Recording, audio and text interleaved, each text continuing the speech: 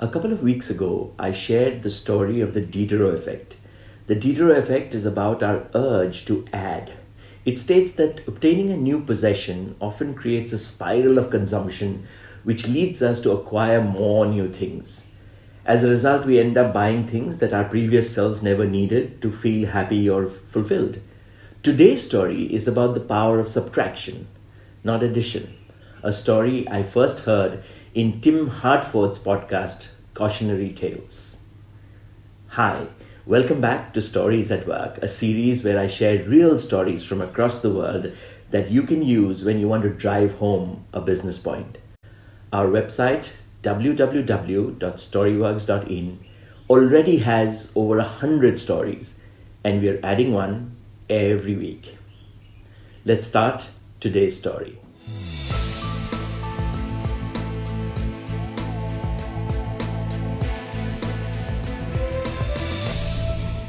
The story begins in 2007 with a guy by the name of Ryan McFarland. Ryan came from a long line of motorsport junkies. His grandfather was a race car engineer, and Daddy McFarland ran a motorcycle shop. All this meant that Ryan spent his childhood having fun with all kinds of bikes. In fact, when he grew up, he made a name for himself by patenting a better seat for a bike. So you can imagine Ryan's joy when he finally became a dad himself. Pretty much as soon as his son Bodhi was out of the womb, Ryan was ready to pass on the McFarland family love of wheels. Bodhi was just 2 years old when he got his first cycle, but riding a bike, Ryan quickly found out, is kind of hard for a toddler. But Ryan was a bit obsessed, to the point of spending over $2,000 worth of traditional learn-to-ride vehicles like the tricycle, training wheel bikes, and even a training wheel-equipped motorcycle. However, as he observed his eager young boy trying to operate these machines, he realized that they were all too large, too heavy, and too complicated. Plus, they didn't focus on the fundamental science of balance. The solution was either to wait for a couple of years for his son to grow up or build him a better machine. So he created the better machine. His solution was to start with a typical bike, but rather than add something to the new bike's design, he chose to take something away. He got rid of the pedals. Ryan was the first to design what is now known as the Strider bike. Kids can easily get the bike moving by putting their feet on the ground without pedals to worry about. Even a 2-year-old could ride it. On the Strider bike, Bodhi was able to learn how to steer and balance, all the stuff he'd need when he graduated to a real bike. Ryan realized that it wasn't just Bodhi who could benefit from this little garage creation. Kids around the world could experience the same success, adventure, and freedom. The Strider company was born and, as on date, has sold more than 4 million pedal-less bikes. What a story. This story about Ryan's project is in a book by Leedy Clods. He's a professor of engineering at the University of Virginia. He's written this awesome book called Subtract, The Untapped Science of Less. In this book, he describes all these experiments where he shows just how hard it is for adults to figure out, to solve a problem that requires taking something away. He does these fun studies with his college students where he shows them this kind of Lego brick, that is uneven. It isn't balanced because it's got one Lego in the wrong spot. And he asks the subject to do something to make this structure a little bit more stable. And so the subjects have two choices.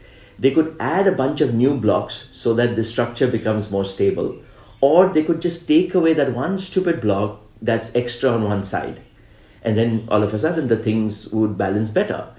But what he finds that even if you suggest to the subjects that it is possible to take away stuff, subjects have a really hard time doing this. They are much more likely to add a bunch of stuffs, which takes much more time than if you were to just take something away. Leedy Clods found that subjects continue to display this kind of addition bias even when you charge them for the number of extra blocks that they're going to use. So subjects now have to pay 10 cents for every extra block they put in. And it's really still hard for them to figure out that they have to take some stuff away to make this work best. In another example, he got people to suggest improvements to a recipe for soup. How do you make it better? And people would always suggest, oh, well, you could add some cream or garlic or salt or whatever. Essentially, most people suggest adding steps or adding ingredients. And very few people said, no, no, no, you need to take away this ingredient because it's going to swamp everything else. Yeah. Now, let's listen to Lady Klotz and understand where his idea first came from.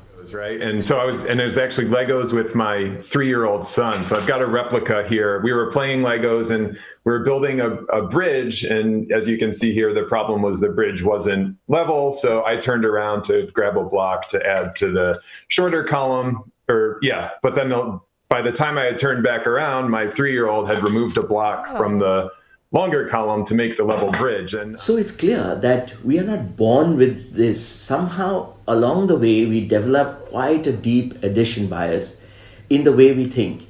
What we need to do is consciously cultivate the muscle of subtracting. Not new projects, not new brands, not new forms to fill, not new processes to follow. We need to look at what will increase efficiency and effectiveness when we remove stuff. I hope you enjoyed the story, and if you did, there are many more on our website www.storyworks.in. See you next week. Bye for now.